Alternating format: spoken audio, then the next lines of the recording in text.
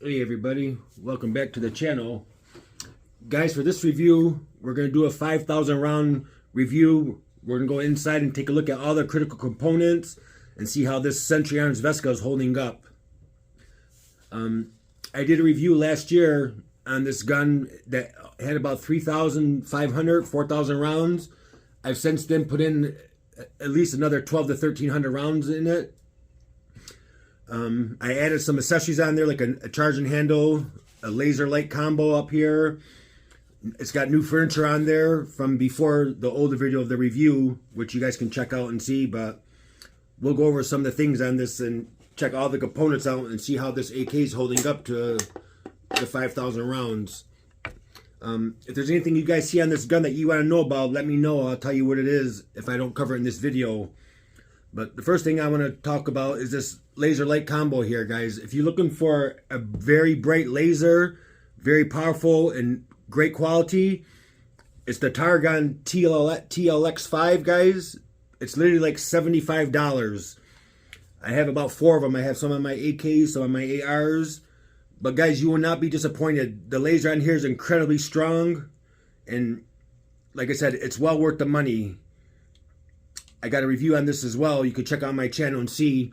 And it's very easy to switch from one rifle to another if you got a Picatinny rail on there, your AR-15 or your AK. It's very simple to change around. However, if you are using this to shoot, you will lose the zero on it if you switch it. But it's easily adjusted right here up on the top.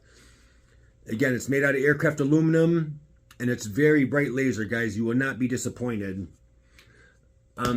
The second upgrade I did on several of my AKs is I added an extended charging handle on here. And we'll talk about that a little more in a little bit. Also, it's got new furniture on here. If you look at the video I did of the actual gun review, it was a different color. I added an MOE stock on there, a Hogue hand grip, and some Magpul upper and lower handguards on there. And that's about it, guys. The charging handles, I like them a lot. They're awesome. But I found even using the red Loctite that they suggested, it would still come off after a couple hundred rounds. So I used epoxy on it, and now it doesn't move. But I want to let you guys know, for those of you that have the bolt hold open feature on your safety selector here, make sure you leave enough room here when you put your charging handle on so you can still use that feature if that's something you want to use. But I was a little bit undecided about if I wanted to epoxy it on there, because I had initially planned on buying a whole new bolt carrier group for my AK just to have as an extra on backup. It's good to have, especially if you own several AKs like I do. I mean, thank God I haven't had no issues yet, but you know what I mean? You never know what's going to happen. So, as you can see, I left a nice little gap, just about that much right there, to use that bolt hold open feature on there. And you can see it's very strong. It doesn't move. It's nice and straight. And these are made by a company called CRH Customs. And I think these were like $20, $22. But so first, if you look inside here on the hammer, where the bolt carrier group, you can see a little bit of wear on there, but that's nothing to be alarmed of. That's just normal AK-47 wear. But the main thing is talk about the bolt carrier and the actual bolt itself. See how they're holding up.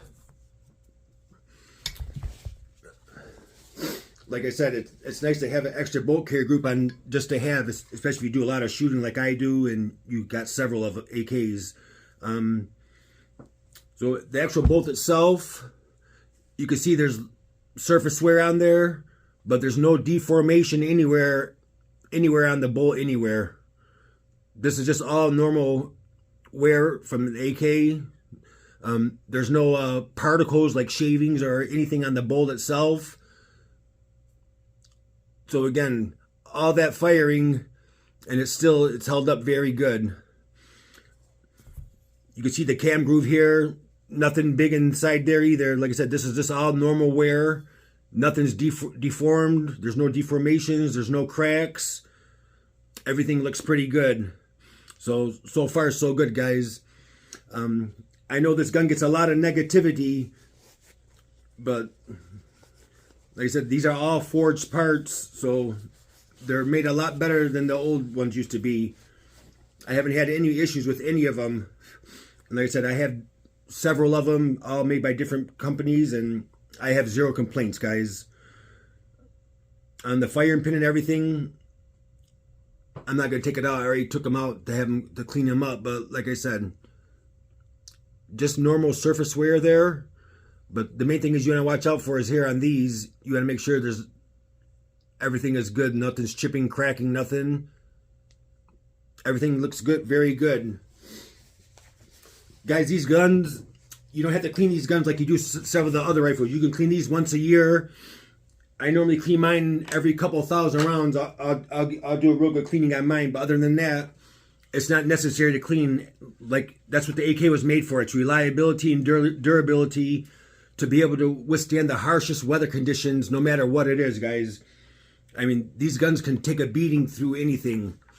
On the inside here, like I said, on the trigger here, you can see a little bit of wear from where the bolt comes across it. But other than that, the rear trunnion here, there's no cracks, no shavings. The front trunnion right here, you can see there's no cracks, no deformation, no anything. It's held up very nicely. And again, guys, I'm very pleased with it. Like I said, there's a lot of guys that hate this gun, hate this company, but like I said, I'm not one of those guys that's going to go spend $2,000 or $3,000 on an Arsenal Sam 7 series rifle.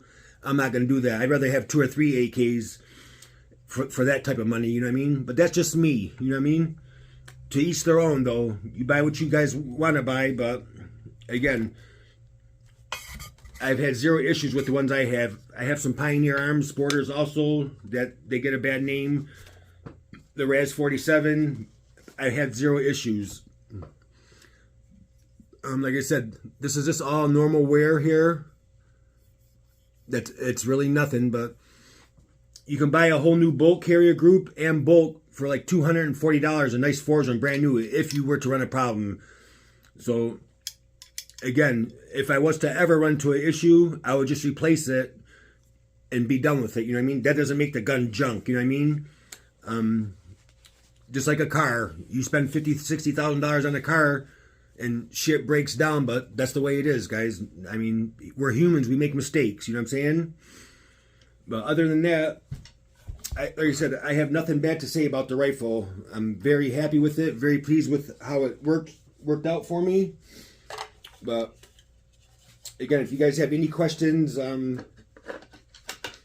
about some of the stuff that I got on here, just leave a comment, let me know, and I'll go over it and tell you what it is I got, or what I'm using. But again, I've had zero issues. I'm a big fan of Century Arms now.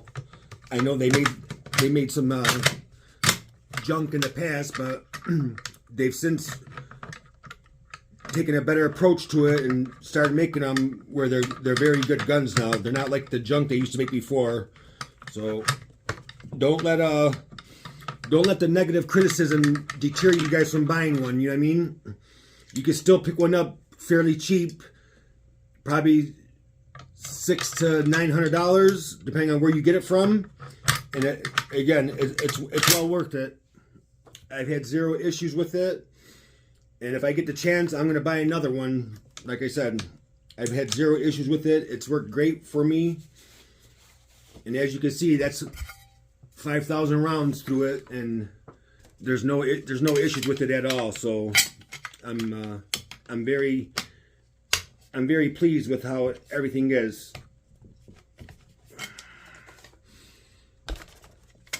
The only thing I was worried about was the charging handle, using epoxy on there. If I decide to buy a new bolt carrier, I'm not sure I'm going to be able to get this off after I use epoxy. If not, it's not a big deal. Like I said, they're $22. They're fairly inexpensive, but it's a great feature, guys, to add to your AK. I mean, you'll love it. And you'll see the other furniture that I had on here. I gave them away to somebody. And then you have the lid comes out here, the cheek riser. I keep a rag for my optic in here, and I keep a tool in here for my my optic, just to, if I'm out in the range and I need to make some type of adjustments or clean my magnifier, I have a nice cleaning rag right here that goes right at the handle. So again, it's pretty cool, and that's about it, guys. I hope you guys enjoyed the video. Please like and subscribe for more. And let me know you guys' thoughts. You guys have a Century Arms VSKA? If so, how's it held up for you? Let me know what you guys think about it.